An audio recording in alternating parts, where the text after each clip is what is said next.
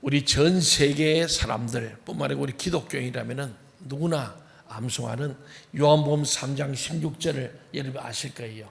다 아시죠? 예, 같이 한번 해볼까요? 시작. 하나님이 세상을 이처럼 사랑하사 독생자를 주었으니 이는 저를 믿는 자마다 멸망치 아니하고 영생을 얻게 하려 하심이라.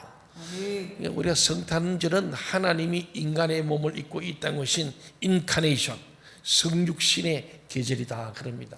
왜 하나님이 이 초라하고 죄 많은 인간의 모습으로 이 땅에 오셨는가? 그것을 예수님께서 우리 하신 말씀이에요. 하나님이 세상을 사랑하기 때문에요. 저와 여러분을 사랑한 줄 믿습니다. 사랑하기 때문에 독생자인 예수를 이 땅에 보내셨다.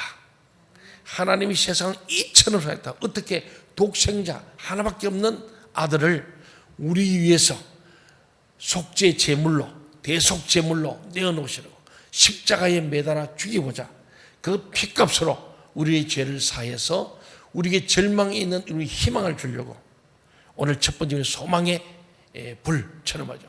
호프 오브 캔들 오브 호프잖아요. 정말 희망의 이 우리 촛불처럼 우리 절망에 있고 우리는 백년하는 인생을 살다가 죽습니다. 아무도 죽음을 면할 자가 없는 거예요. 권력이든 돈이든 뭐 건강이든 뭐든 아무리 가져도 때가 되면 죽습니다. 그런데 그 죽음에 대해서 죽음을 해결할 문제를 위하여 독생자를 이 땅에 보냈다. 그게 뭡니까? 이는 저를 믿는 자마다, 예수 믿는 자마다 멸망하지 않고 영벌 지옥 가지 않고 영생을 얻게 하려 하심이라. 믿습니까? 이게 제일 중요한 거예요. 그래서 우리를 멸망으로 말미암아 영원한 지옥에서 영벌 받지 않게 하시려고 하나님이 인간의 몸으로 오셔서 우리에게 그의 삶을 통하여 나누어주고 베풀되 마지막 살과 피를 나눠주시는 예수 그리스도, 그분의 구속의 사랑, 구속사적 사랑을 우리에게 말씀하는 것이 이 성탄절의 의미입니다. 오늘 우리에게 제일 중요한 것은 영원히 사는 거예요.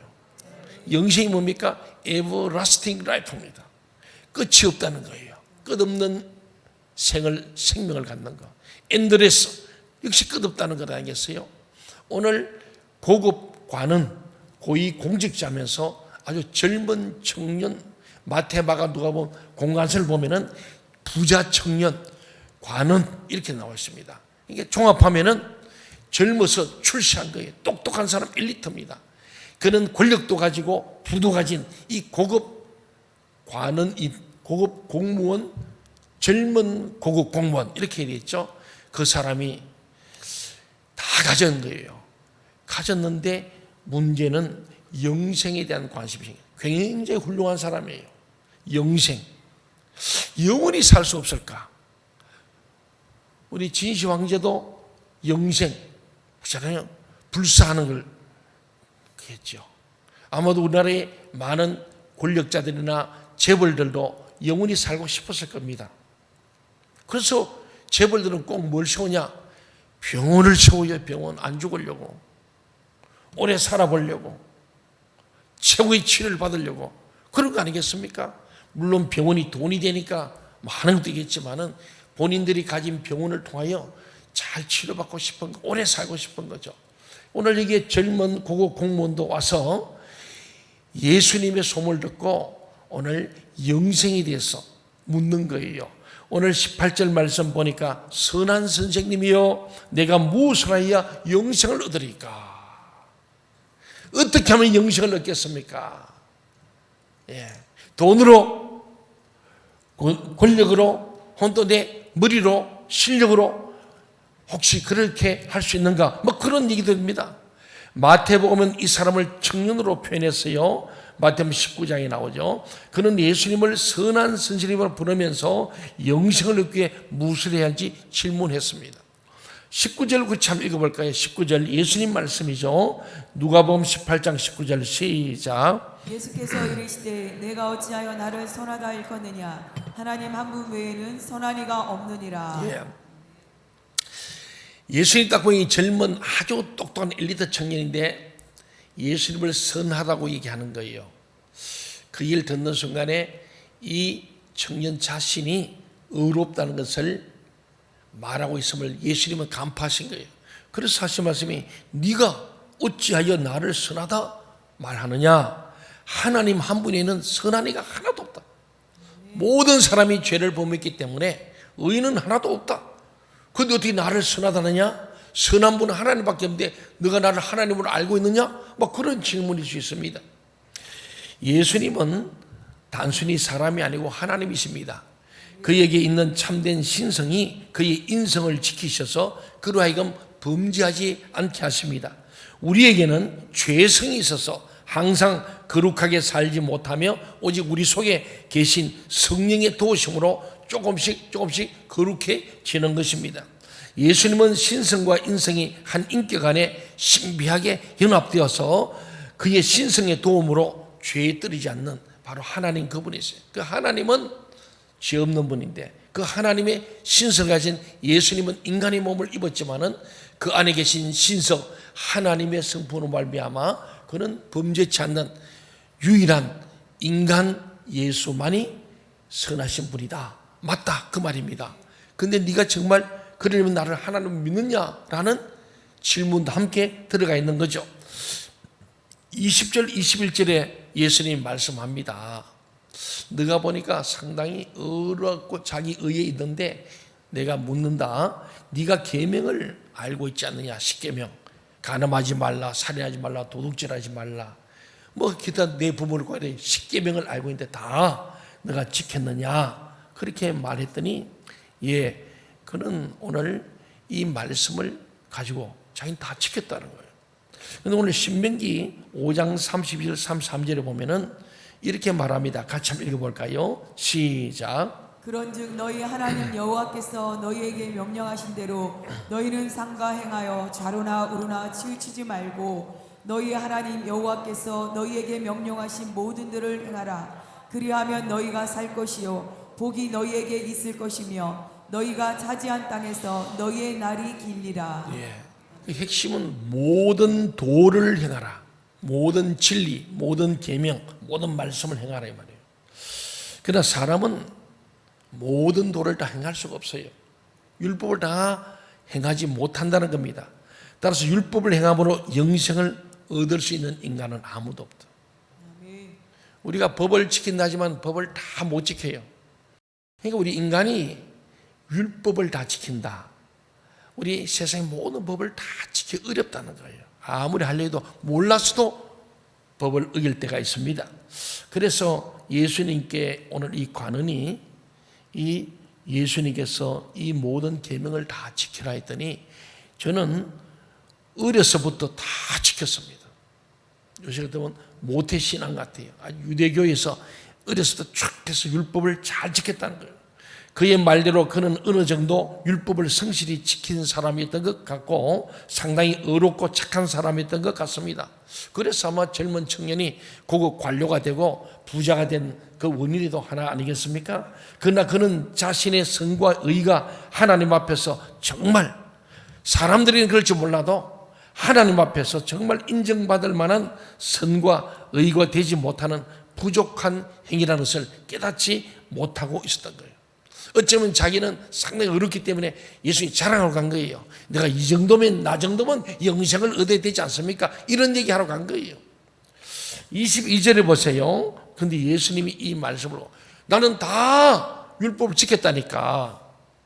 나는 그렇게 영생을 얻을 만한 자격이 있다고 하니까 예수님이 하신 말씀이에요. 우리 22절 같이 한번 읽어볼까요? 시작. 예수께서 이 말씀을 들으시고 이르시되 내게 아직도 한 가지 부족한 것이 있으니 내게 있는 것을 다 팔아 가난한 자들에게 나눠주라. 그리하면 하늘에서 내게 보화가 있으리라. 그리고 와서 나를 따르라 하시니. 예, 사람마다 연약하고 부족한 부분이 있는 것 같습니다. 이 관원의 경우 하나님 대신에 물질을 주인으로 섬긴 것이 부족이었습니다. 물질에 대한 그의 애착은 하나님의 명령이나 주님의 초청보다 더 크고 더 강렬했기 때문에 이 사람은 아주 포커스가 물질에 있는 사람인 임을 예수님은 아시고 말씀한 거예요. 주님께서는 그에게 세 가지를 말씀했잖아요. 보니까 그러죠. 첫째, 내게 있는 것을 다 팔아서 가난한 자들에게 나눠주라 그랬어요. 어려운 이야기입니다. 주님께서는 모든 신자에게 이것을 요구하지는 않으십니다. 모든 신자가 자기의 재산을 다 팔아 가난한 자들에게 나눠줘야 하는 것은 아닙니다. 그러나 성도의 마음가짐은 그래야 합니다. 욕심을 버려야 한다는 말씀이죠. 성도는 재물을 버려야 주님을 바르게 따를 수가 있습니다. 그러므로 초대 예루살렘 교인들은 이 재산과 소유를 팔아서 자발적으로 필요한 사람에게 나눠주었다고 사도행전 2장에는 가득히 이야기하고 있습니다. 두 번째는 그리하면은 내 소유를 팔아서 가난한 자들에게 어려운 사람에게 나눠주면은 요새로 치면 사회복지 공동 모임이든 되고 뭐 행복 키움이든 되고 이렇게 좀 우리가 나누며 산다면은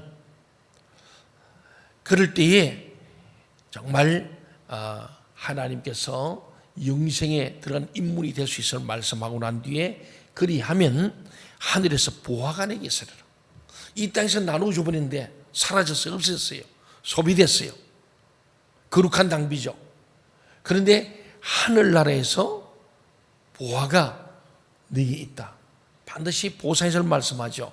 우리가 재물을 가지고 하나님의 명하시는 선한 일을 한다면은 하나님께서는 천국에서 우리에게 좋은 것으로 갚아주실 것이라는 말씀입니다. 우리의 자원적, 자발적 절제와 헌신과 선행은 우리로 천국에서 상을 얻게 할 것이라고 고린도전서 9장 17절에서도 아주 분명하게 말씀합니다. 그럼 우리 이 땅만 보고 사는 게 아니고 우리의 죽음 이후에 영원한 세계를 바라보는 하늘나라의 소망을 가진 사람에는 하늘나라에서 반드시 영생하는 가운데 너희의 보화가 하늘 창고에 쌓일 것을 말씀하는 말씀이죠. 누가 하신 말씀이에요? 예수님이 직접 하는 말씀이에요. 그 다음에 세 번째, 이 청년이 해야 될 일은 팔아서 나눠주고 그러므로 하늘의 보화를 믿음으로 소망하고 그래야 와서 나를 따르라. 나를 따라서는 제자입니다. 주님께서 아무에게나 이런 초청을 하지 않으셨습니다. 이것은 그를 제자로 부르시는 특별한 초청이었습니다. 그가 예수님을 자신의 구주와 주님으로 믿었다면 그를 따를 수 있을 겁니다. 이 부자 청인이 진짜 계명을 지켰다면 주님 말씀이 적극적으로 베드로나 요한 야고보처럼 배와 그물을 버려두고 주를 쫓았더라. 제자 되면 그런 건데 오늘 이 부자 고급 관리는 그러지 못한 거예요. 오늘 그러잖아요. 이 사람은 하나님보다 물질이나 세상을 더 사랑한다면 그는 결코 주를 따지 못하는데 23절에 그 결과가 나오잖아요. 23절 같이 한번 읽어볼까요? 시작. 그 사람이 큰 부자이므로 이 말씀을 듣고 심히 근심하더라.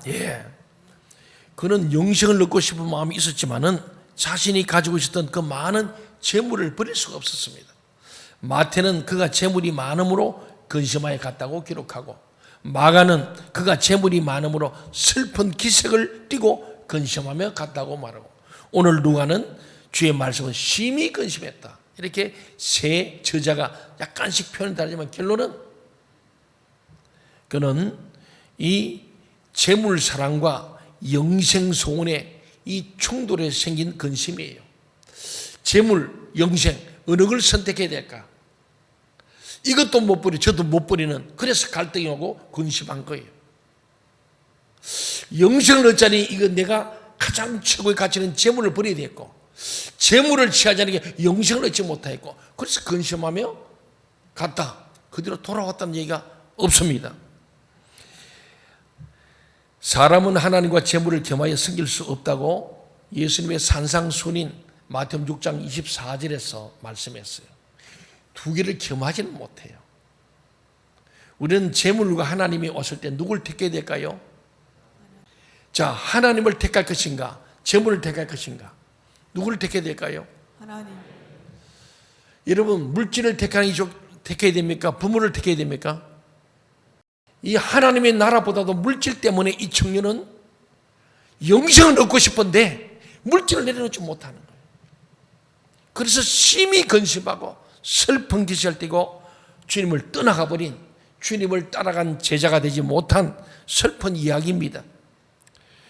그래서 누가복음 14장 33절에 보면 너희 중에 누구든지 자기의 모든 소유를 버리지 아니하면 너희 내 제자가 되지 못하리라. 예수님은 마지막 명령이 모든 민족 모든 족속으로 제자 삼으라 그랬거든요. 그들에게 성부 성자 성의 이름을 주고 세례를 주고 내가 너에게 분부한 것, 오늘 이 계명을, 사랑의 계명을 가르쳐 지키게 하라. 오늘 목사가 할 일이 그 일이에요. 오늘 여러분들에게 하는 말씀이에요. 듣든지 안 듣든지 여러분이 선택은 여러분이 있습니다. 여러분들이 청년처럼 오늘 설교 듣고 심히 근심하며 떠나갈 수도 있고, 야, 재물이 아니라 내가 진짜 영원한 영생을 택해야 되겠다. 그러므로 내 가진 것을 나누고 베풀어야겠다. 이렇게 결단하는 두 부류가 있을 겁니다. 오늘 이 설교가 나가면서 영생을 향해 가는 사람이 있고, 재물 때문에, 세상 쾌락 때문에, 명예 때문에 바로 그걸 버리지 못하고 이 부자 청년 관원처럼 될 수도 있습니다. 24절에 보면요, 예수님께서는 그가 심히 근심한 것을 보시고 말씀했어요. 재물이 있는 자는 하나님의 나라에 들어가기가 어떻게 어려운지 땡땡땡땡 점점점점 하세요. 부자는 하나님 나라에 들어가기가 심히 어렵습니다. 이것은 현재 부자이든지 가난한 자이든지 모든 사람이 명심해야 할 진리입니다. 저는 부자란 건 존경해야 됩니다. 부자들을 존경하고 건금절약해서 부자 됐으니 참 훌륭한 겁니다. 그런데 부자에도 두 종류가 있다는 거 아닙니까? 성부가 있고 속부가 있습니다. 성부는 깨끗하게 거룩한 부자를 말합니다. 하나님의 뜻 안에서 정직하게 그가 잘 벌 뿐만 아니고 자기 모든 사람 줄 것도 주고 자기 것을 가진 사람. 그러면 속부는 남의 줄 건 안 주고 자기만 챙긴 사람. 그래서 노사 문제에 많은 문제가 뭡니까? 그런 문제 아니겠어요? 함께 나누어야 되는데. 우리는 거룩한 성부가 되어야 할 줄 믿습니다. 하나님의 것을 하나님 뜻대로 잘 쓰는 사람, 이게 성부고, 이런 사람에게 하나님의 나라가 있고 영생이 있다는 말씀 아니겠습니까? 사랑하는 여러분, 그러므로 우리는 재물의 마음을 두지 말아야 합니다. 잠언 23장 4절 5절 말씀 우리 같이 한번 볼까요? 화면에 있습니다. 시작. 부자 되기에 쓰지 말고 내 세사로운 지혜를 버릴지어다. 내가 어찌 허무한 것에 주목하겠느냐. 정령이 재물은 스스로 날개를 내어 하늘을 나는 독수리처럼 날아가리라. 재물은 날아가는 겁니다. 내가 죽고 나면 쓰지 못하면 내 것이 아닙니다. 제가 늘 하지만 재물은, 물질은 내가 써야 내 것입니다. 쓰지 않으면 아무 의미가 없어요. 날아가 버리는 거예요. 독수리 날개에서 날아가 버린다. 디모데전서 6장 9절에 10절 또 한번 읽어볼까요? 시작. 부하려 하는 자들은 시험과 올무와 여러 가지 어리석고 해로운 욕심에 떨어지나니 곧 사람으로 파멸과 멸망에 빠지게 하는 것이라. 돈을 사랑함이 일만하게 뿌리가 되나니 이것을 탐내는 자들은 미혹을 받아 믿음에서 떠나 많은 근심으로써 자기를 찔렀도다. 우리가 부자 되십시오. 성부가 되어서 많은 어려운 사람들 도와 나눠주고, 죽을 때는 유산도 남기기보다는 정말로 사회에 환원할 수 있는 그런 분위로 가면 얼마나 좋을까.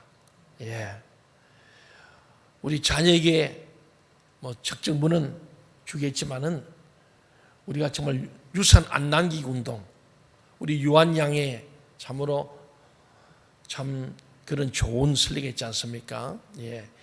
우리가 자꾸 유산을 남기다 보니 자녀들이 그것 때문에 싸우는 거예요. 오늘날 우리 유산 남기지 말자. 그래서 소위 선진국에 기독교 국가들은 오래됐죠.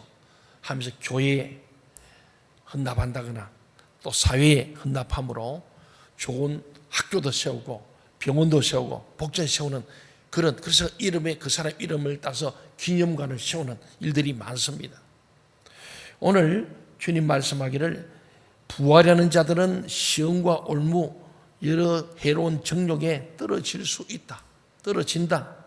침륜, 멸망에 빠진다. 돈을 사랑함이 일만하게 뿌리다. 이것을 사모하는 자들이 미혹을 받아서 믿음에서 떠나버리고 결국은 많은 근심으로 자기를 찌르는 자가당착에 빠지는 일들이 있음을 말씀합니다. 25절 27절에 보면 예수님께 또 말씀합니다. 같이 한번 읽어볼까요? 시작. 낙타가 바늘기로 들어가는 것이 부자가 하나님의 나라에 들어가는 것보다 쉬우니라 하시니 듣는 자들이 이르되 그런즉 누가 구원을 얻을 수 있나이까 이르시되 무릇 사람이 할 수 없는 것을 하나님은 하실 수 있느니라. 예. 아멘. 이 낙타가 바늘기로 들어간다는 말은 불가능한 것을 나타내는 속담입니다. 사람은 물질적 부여 때문에 영생과 천국을 얻는 건 거의 불가능하다, 그런 말씀입니다. 그런데 그 말을 가만히 듣던 청년만이 옆에서 듣던 사람들이 묻습니다. 아니 저 사람도 구원받지 못해 영생을 못 온다면 누가 영생을 얻겠습니까? 구원을 얻겠습니까? 하나님 나라에 들어갈 수 있겠습니까? 그렇게 물은 거예요. 예수님께서는 무릇 사람이 할 수 없는 것을 하나님은 하실 수 있느니라.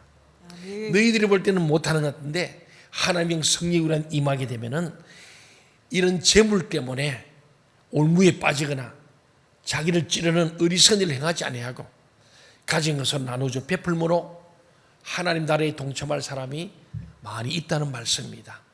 하나님이 하시면은 하신다. 이 말은 하나님 말씀을 따라 우리가 그 말씀에 감동하고 공감하고 지지하고 그 말씀을 따라 순종하게 되면은 능히 하나님 나라에 이를 줄로 믿습니다. 구원은 하나님께 즉 그의 능력의 손안에 있습니다. 하나님 우리의 구주이십니다.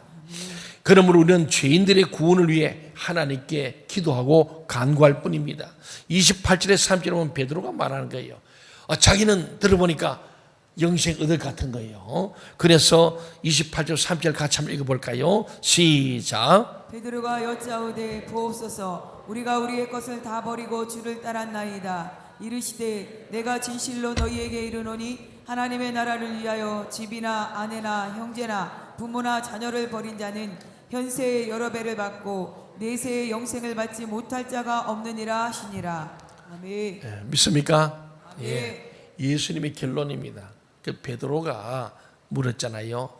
우리는 우리 걸 다 버리고 주를 쫓았습니다. 들어보니까 자기는 영생일 같은 생각이 든 거예요. 베드로 용감하잖아요. 나는 배와 부모와 우리 모든 그물을 버려두고 주님을 쫓았으니까 우리 제자 맞지요? 주님이 제자 맞지요?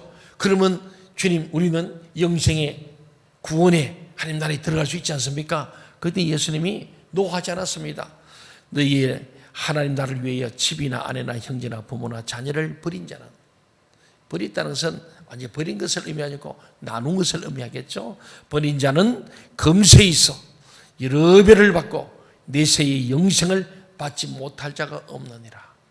이 땅에서도 하나님께서 반드시 내가 나눠준다고 가난해지고 거지가 되는 게 아니고 나누고 베풀어도 우리에게 또 채워주실 뿐만 아니라 하나님 나라에서도 영생을 받지 못할 자가 한 사람도 없음을 주님께서 약속하시는 말씀 아니겠습니까? 오늘 이 자리에 있는 우리 모두가 이 약속을 받아 누릴 수 있기를 간절히 소원합니다. 하나님의 뜻대로 행하는 자들이 다 하나님의 가족들이라고 말했습니다. 그러므로 하나님의 백성은 비록 홀로 사는 자들도 결코 위롭지 않습니다. 또 주님께서는 내세의 복을 영생이라고 말씀했습니다. 영생보다 더 귀한 복은 없습니다. 이와 같이 경건은 금세와 내세의 약속이 있는 참 좋은 겁니다. 이 경건, 오늘 우리 예배하는 게 자체 경건입니다. 그렇잖아요. 사랑하는 여러분, 정말 하나님 앞에서 우리는 물질은 우리가 죽으면 내가 한 푼도 쓸 수 없는 거예요. 그것이 남은 사람의 도움이 될 수도 있습니다만은 화근이 되는 경우도 많이 있음을 봅니다. 오늘 하나님은 우리의 물질의 청지기로서 하나님이 주신 것을 하나님 뜻대로 다 써서 우리의 모든 수지 계산서, 우리 인생 끝날 때 제로가 맞는 거예요. 우리 연말 되면 정산하잖아요. 그러다 제로를 만들어야 됩니다. 수입이 있고 지출이 있습니다. 사업 계획이 있고 그거 쓰잖아요. 물론 남은 거 반납도 합니다만은 가장 좋은 것은 남는 것 없는 거예요. 우리 인생에 주님 주신 거 잘 쓰고 가는 거예요. 그래서 불의한 청직에 대한 비유도 하잖아요. 그가 다른 사람에게 다 나눠주고 베풀므로 그는 자기 것이 아니라 하나님의 것을 하나님의 방법대로 불의한 사람이었지만은 하나님 원하신 대로 나누고 베풀므로 칭찬을 받게 된 것처럼 오늘 이 영생을 누가 얻는가라는 점에서 예수님 말씀했습니다. 우리가 정말로 세상에 있는 것 때문에 안달하지 말고 그것을 나누고 베풀고 함께 섬길 때에 그들에게 이 땅에서도 잘되고 우리의 영원한 삶 가운데도 영생이 있음을 약속한 줄 믿습니다. 말씀을 마치랍니다. 오늘 이 본문의 교훈이 무엇이겠습니까? 첫째로 우리는 재물에 대한 애착과 사랑을 버려야 합니다. 주님께서는 모든 신자가 모든 재산을 다 팔아서 가난한 자에게 주라고 명하지는 않으십니다. 그러나 본문이 보이는 바는 모든 신자가 재물에 대한 사랑과 애착을 다 버려야 한다는 것입니다. 우리는 돈을 벌기는 하지만 돈을 사랑하는 마음을 가서는 안 됩니다. 우리는 오직 하나님의 것을 맡은 이 청직의 심령으로 살아야 합니다. 두 번째는 우리는 오직 하나님과 예수 그리스도만 따라가야 합니다. 하나님과 그 나라에만 참된 소망이 있기 때문입니다. 하나님만 우리의 영원한 생명이십니다. 오직 하나님을 따르는 길이 영원한 생명의 길이고 또한 평강과 기쁨의 길입니다. 우리가 잘 아는 시편 23편을 보면은 1절 2절에 그러잖아요. 여호와는 나의 목자시니 내게 부족함이 없습니다. 그가 나를 푸른 초장에 누이시며 쉴만한 물가로 나를 인도하시노다.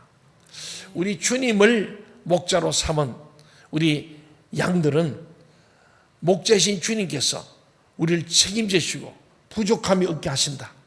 우리 욕심만 버린다면 부족함이 없는 거예요.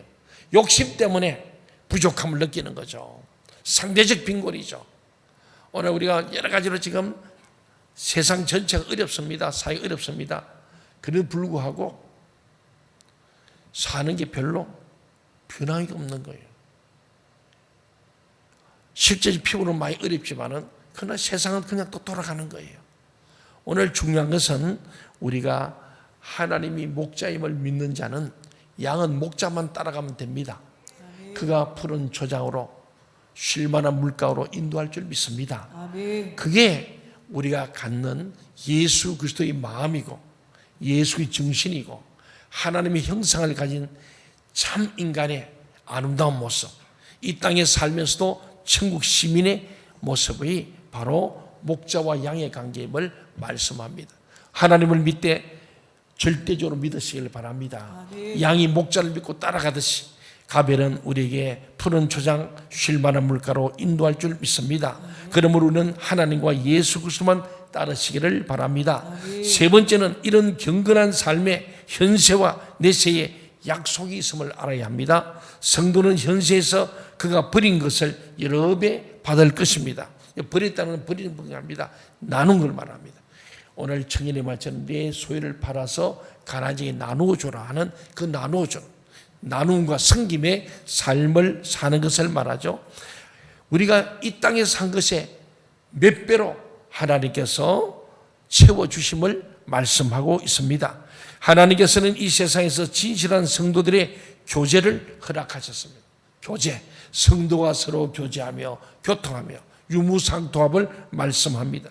성도들은 다 한 식구입니다. 또 하나님께서는 우리에게 일용할 양식에 부족이 없도록 늘 공급하여 주실 겁니다. 마르지 않는 하늘 양식을 주심을 말씀합니다.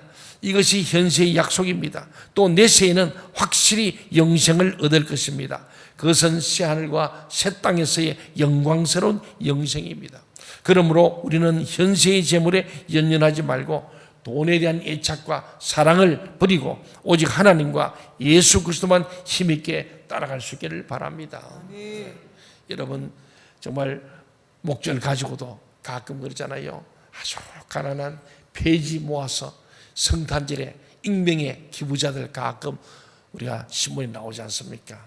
뿐만 아니고 이름 없이 빚도 없이 우리 지나가면서 자선 낭비, 또 노숙자들 바라볼 때에 너무 따지지 마시고 우리가 주님이 내게 재물과 영생을 테스트한 줄 알고 우리는 재물 쪽이 아니라 영생을 택하는 지혜로운 자들이 되시길 바랍니다.